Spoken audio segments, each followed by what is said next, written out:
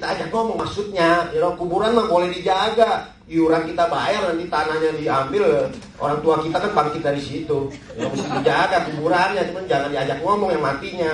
Yang mati mau usah ngomong, kalau bisa ngomong dunia ini aman, saudara. Nah, saudara, itu selanjutnya. Maaf saya kata saudara, mungkin ibu lebih tua, nggak apa-apa supaya lancar ya. Panggil ibu terus capek saya.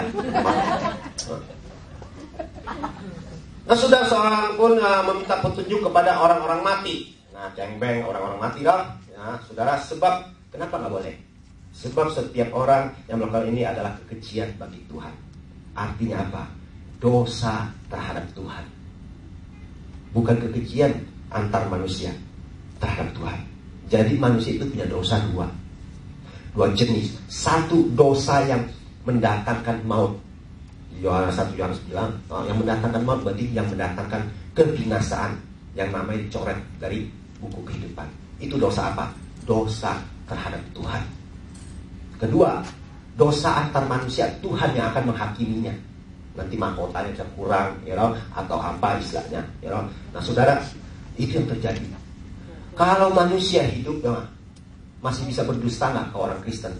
Masih bisa kan istilahnya. Orang telepon, kita lagi enak tidur, bilang mami pergi. Tukang nagih utang datang, bilang mami nggak ada, papi nggak ada. Padahal masih di kamar kan? Itu kan namanya bohong. Tapi kau bohongin manusia. Nah, tapi kalau pekerjaan kami yang tadi disebutkan itu semuanya berdosa terhadap Tuhan, maka saya layak mati 2 anak. Seharusnya lahir 1 mati 1 cengli. Nah, kalau saya nggak bertobat. Nah, saudara, kita bahas tentang kuamnya saja. Nah, kenapa ramalan itu bisa tepat? Kenapa orang Kristen dilarang Tuhan meramal?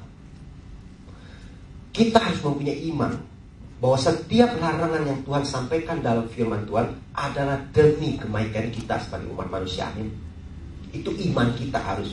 Walaupun belum saat itu kita tidak ngerti, tapi kita jangan melawan. Jangan sok pinter. Nah, saudara, tadi yang kita bacakan semuanya itu pernah dulu kita alami. Dan leluhur kita alami kan. Maka saudara lihat, zaman leluhur kita sampai hari ini, kapan hari bahagia kita? Kapan nasib baik kita? Di mana suami yang kau nikahin sebagai idaman? Apakah sudah sesuai dengan rencanamu? Buktinya tidak berjalan sesuai dengan rencana kita. Anak-anak yang kamu lahirkan, apakah sesuai dengan rencana kita? Hasilnya lihat, enggak sesuai. Rumah tangga yang kita bangun, apakah sesuai dengan takdir kita yang kita inginkan? Nasib kita tidak sesuai. Dan kalau dipelajarin 90% ke atas nasib manusia buruk adanya. Karena dulu kami pernah memang buruk tahu. Nah, saudara, ini kenapa bisa terjadi? Karena itu kutukan turun-temurun. Engkau kita mungkin pernah pergi ke tempat orang pintar dan ininya sembuh, maka kitalah yang terima kankernya. Mereka tidak tahu, bukan salah mereka. Istilahnya, mereka orang-orang lugu, orang-orang yang polos, yang baik. Maka diperalat sama si iblis. Orang tua dulu, kenapa nasib-nasib kita seperti binatang hari ini? You make a motion, you make a motion, istilahnya. Bukan karena nggak ada makan atau nggak ada pakai, nggak ada uang. Kenapa yang kita pusingin, saudara? Kenapa itu terjadi? Nah, kita semua sudah masuk dalam ladang si pencuri, dari ladang kerajaan Allah. Karena Tuhan sudah bilang, kalau sudah masuk jangan lakukan itu. Tapi kita masih lakukan. Banyak ibu-ibu, bapak-bapak masih percaya. Anak kamu umur berapa? Umurnya nggak tahu. Kalau sio kambing saya tahu. Nah, lihat. Ya saudara, dulu kita nggak ngerti. Nah, kayak anaknya yang kita turunan orang Chinese, apalagi saudara turun-temurun, karakternya, sifatnya, dan hidupnya, nasibnya seperti binatang. Karena orang tua punya mulut, punya kuasa menentukan. Kamu sio kambing, berarti kamu percis dengan binatang itu. Apanya yang percis? Sio itu percis, saudara. Ibarat sama gitu loh, bayangan. Nah, kamu sama dengan bayangan dengan binatang itu. Apanya yang sama? Ya karakternya, sifatnya, pribadinya, dan jalan hidupnya.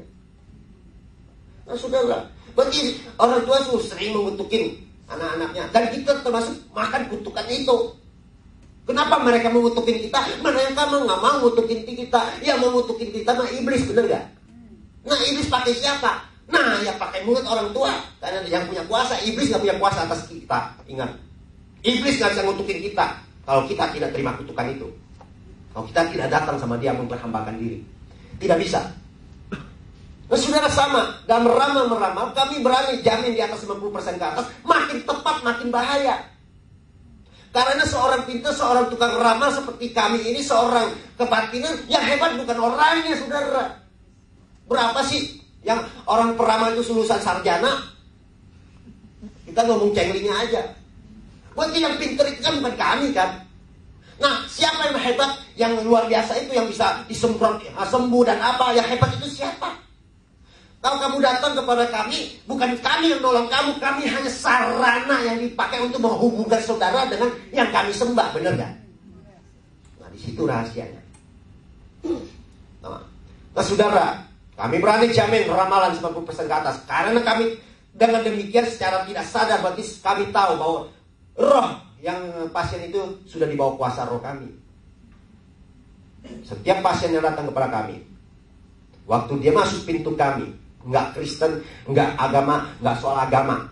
Nah, waktu dia masuk pintu kami, karena dia menyerahkan tanggal lahirnya dengan sukarela kan, nama aslinya dengan sukarela, tidak kami paksa. Berarti dia memperhambakan diri. Nah, saat dia masuk pintu kami, saudara, apa yang terjadi? Roh pasien itu akan tunduk kepada roh yang kami sembah, yang kami punya. Kami sih bilang nggak pakai roh, sama kami juga dulu nggak sadar kok. Kami kan dipakai iblis karena kami tidak tahu. Kalau kami tahu, kami nggak mau kan. Sesudah kenal Yesus baru tahu, makanya saya lepaskan. Kalau dulu mah saya pikir bantu orang, nggak tahu celakain orang. Kasihan pasien-pasien yang udah ribuan di tangan kami. Waktu dia masuk pintu kami untuk dikuami, bagi saat dia masuk, kalau dia Kristen, Roh Kudus akan tinggalkan dia karena dia najis.